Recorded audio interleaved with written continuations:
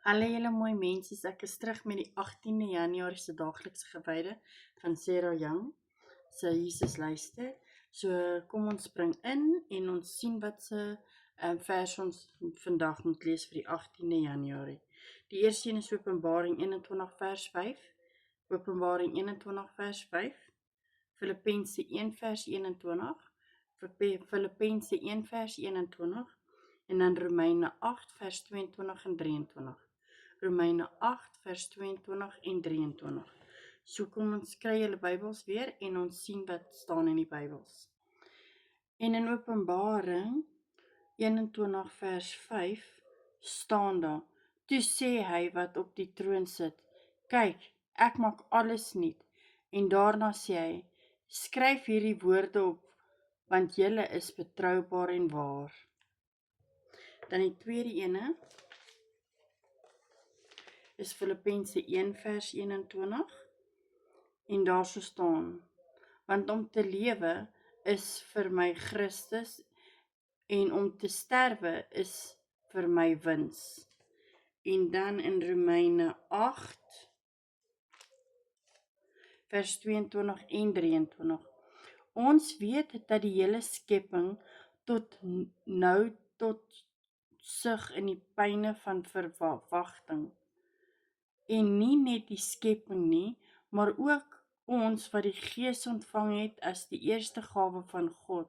Ons sug ook. Ons sien daarna uit dat God sal bekend maak dat hy ons as sy kinders aangeneem het. Hy sal ons van die verganklikheid bevry. Dit is die Bybel. Kom ons sien wat sê die boekie vir ons vandag.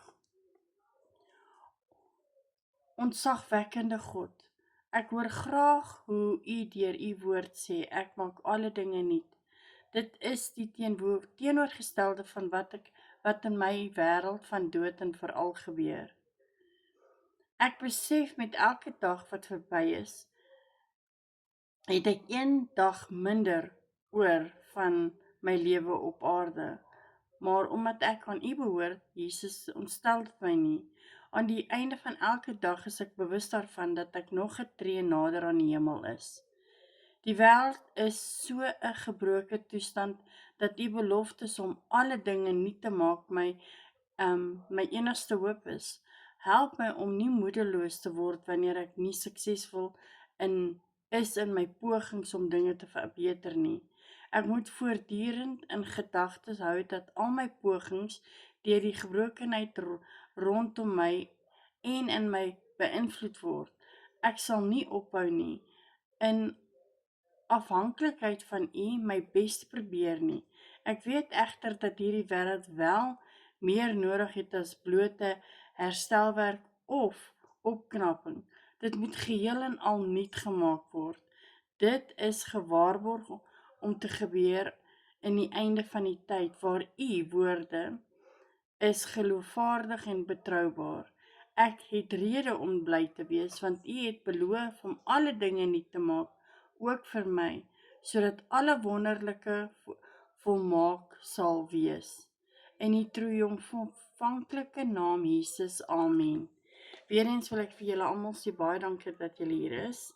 En ons gaan nou die oorspronklike 19de Januarie se daaglikse gewyde doen in die volgende video. So baie dankie dat julle hier is saam met my.